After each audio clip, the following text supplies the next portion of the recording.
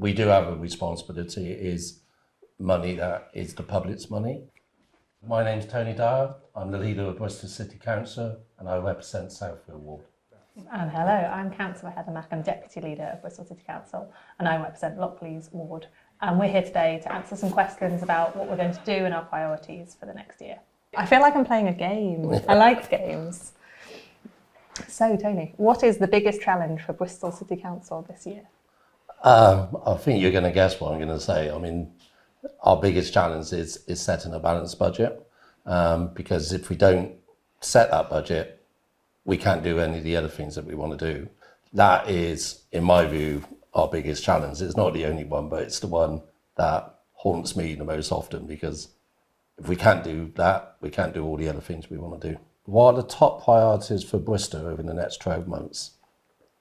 So we've already talked about making sure we're financially sustainable. So I think there's something there just about delivering the services that people expect, but delivering them well. We also do have a lot going on with transport.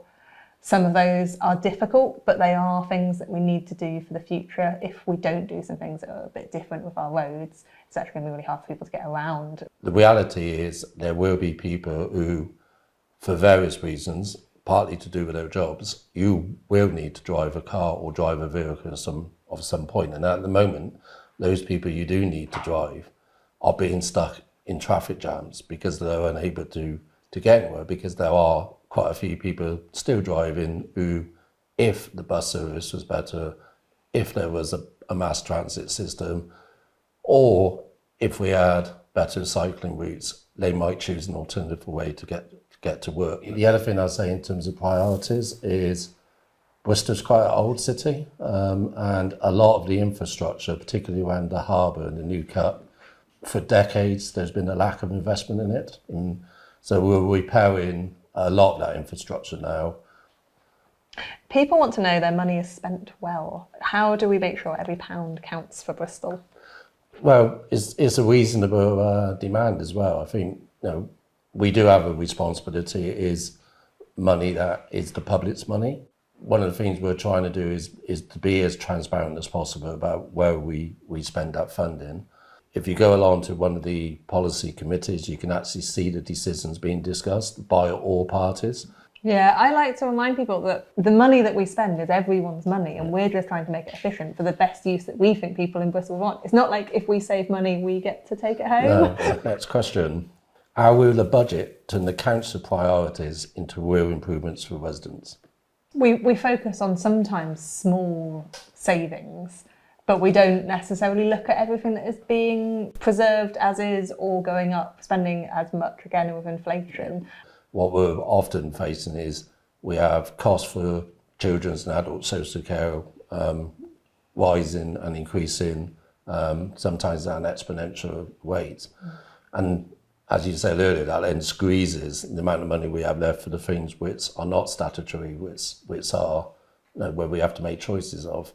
At some point, I want us to get to a position where culture doesn't have to worry about each budget coming along to see how much funding they're going to get, that they can have a stable, secure future going forward.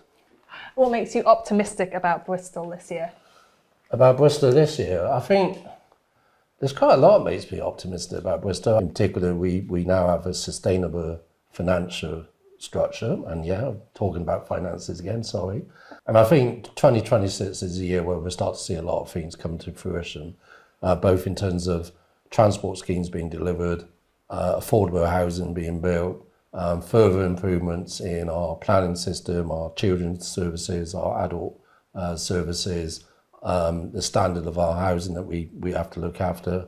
Our environment and sustainability plans will see further development.